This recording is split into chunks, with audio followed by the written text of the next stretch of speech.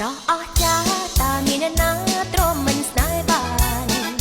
ស្រីណាមានព្រេងសំណាងបានប្រាំប្រោថ្លៃរូបក្រំទ្រូងជាប់បេះដូងនាំព្រឺព្រួយកាយបើសិនថ្លៃប្រាថ្នាឆ្ងាយគេសោកកាช่ำบอยអោប្រោកំពូលស្នេហ៍មួយក្នុងលោកាជួបតែម្ដងកុំឲ្យកំឡងពីហត្ថថានោមស្ដាយក្រោយគួរកំបណ្ដោយឆ្ងាយពីអរានោមទុំថាឲ្យក្រាបសាររាត្រី